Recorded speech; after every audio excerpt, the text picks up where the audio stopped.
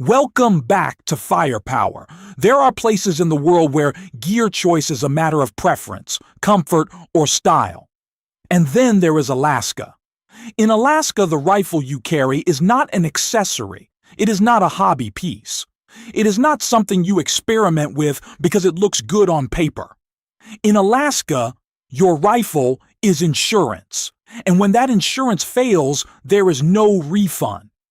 This is why Alaska hunters think differently.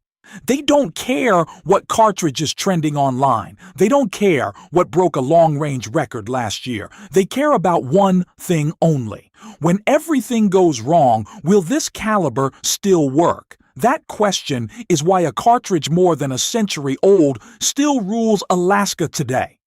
To understand why, you have to understand Alaska itself. This is not open farmland or manicured hunting property. Alaska is wet, cold, and unforgiving. Snow turns to slush. Slush turns to mud. Rifles get soaked, frozen, dropped, and banged into brush. Visibility is often measured in yards, not hundreds of yards. And the animals are not just big. They are dangerous. A coastal brown bear can weigh over 1,000 pounds and cover ground faster than most people can process what's happening. In those moments, your rifle is not about harvesting meat. It is about stopping a threat. That reality exposes the weakness of many modern cartridges. Modern ammo often relies on speed and precision. It assumes clean shot angles, controlled environments, and ideal expansion. But Alaska rarely offers ideal conditions. Bullets hit bone, thick muscle, dense fat, awkward angles, cold temperatures that affect powder burn and bullet behavior. When expansion fails or penetration stops short, the consequences are immediate. This is why Alaskan guides and hunters have never fully embraced hype-driven cartridges. They choose calibers that feed reliably, fire under stress, and penetrate deeply every single time. These choices weren't made in labs. They were made through decades of survival. One of the oldest calibers still trusted in Alaska is the .45-70 Government. Introduced in the 1870s, it should be obsolete by every modern standard. Slow, heavy, limited range. And yet, it remains a favorite in thick brush and river bottoms. The reason is simple.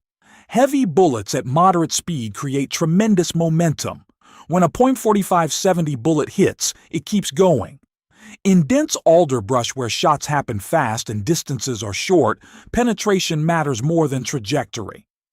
Modern lever-action rifles have made the .45-70 even more relevant. With strong actions and modern ammunition, it delivers decisive stopping power within 100 to 150 yards. It is not a long-range cartridge, and no one pretends it is. But in the kind of terrain where bears appear suddenly and visibility collapses, the .45-70 remains brutally effective. Moving up in versatility, we come to a cartridge that has been part of Alaska's backbone for over a century. The .30-06 Springfield. This is not the most powerful cartridge on the continent, but it may be the most practical. One of the biggest advantages of the .30-06 is flexibility. Bullet weights range from light loads for caribou to heavy loads capable of penetrating deeply on moose and bear. Equally important is shootability. In high-stress situations, accuracy matters more than raw energy. The .30-06 delivers manageable recoil, predictable behavior, and excellent penetration with the right bullet. Another advantage is availability. In remote parts of Alaska, ammunition supply matters.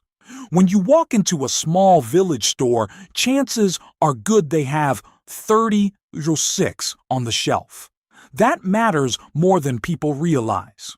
Then there is the cartridge that dominates open tundra and wide valleys, the .300 Winchester Magnum. In places where shots stretch across wind-swept terrain, flat trajectory and retained energy become critical. The .300 Win Mag excels here.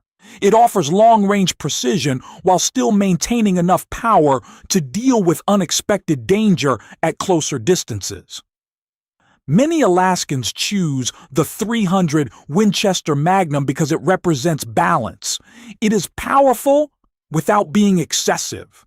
It reaches far without sacrificing reliability, and it handles cold weather well. In regions where a hunter might encounter caribou at long range and a bear at close range on the same trip, that balance is invaluable. Stepping further into true Alaskan territory, we arrive at what many guides consider the standard, the .38 Winchester Magnum. Ask experienced Alaskan guides what cartridge they trust most, and this name comes up again and again. The .338 offers an ideal combination of penetration, energy, and versatility. With bullet weights ranging from the high 180s to 300 grains, the .338 can be tailored for nearly any situation Alaska presents. It is powerful enough to stop a charging bear, yet accurate enough for long shots across tundra. Recoil is substantial, but manageable with training. And most importantly, it penetrates deeply and consistently, even through heavy bone and muscle. For many guides, if they could only carry one rifle for everything Alaska throws at them, the .338 Winchester Magnum would be it. But even that cartridge takes second place to the one that has earned its reputation the hard way. The .375 Holland & Holland Magnum is not just a hunting cartridge, it is a survival tool. Designed over a century ago for dangerous game, it set the global standard for stopping power, and in Alaska, it has never lost relevance. What makes the .375 H&H so trusted is not speed or technology. It is reliability. Heavy bullets, typically in the 300 grain range, penetrate deeply and stay straight. They don't rely on fragile expansion. They don't deflect easily. They break bone and reach vital organs even from poor angles. Another overlooked advantage is range. Despite its reputation as a close-range hammer, the .375 H&H is accurate and effective out to 300 yards in skilled hands. That means one rifle can handle both a bear charge in thick brush and a moose standing across a river valley. In Alaska, simplicity is strength. The .375 H&H does not require perfect conditions. It does not demand ideal shot placement to be effective. When adrenaline is high, hands are cold, and time is measured in seconds, that margin of error can save lives. This is the core lesson Alaska teaches the rest of the hunting world.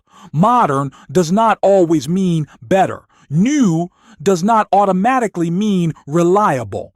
When survival is on the line, proven performance beats innovation every time. Many modern cartridges are excellent at what they were designed to do: long-range precision, lightweight recoil profiles, specialized rolls, but Alaska does not reward specialization. It rewards versatility, penetration, and reliability under stress. That is why a cartridge more than 150 years old still rules Alaska today.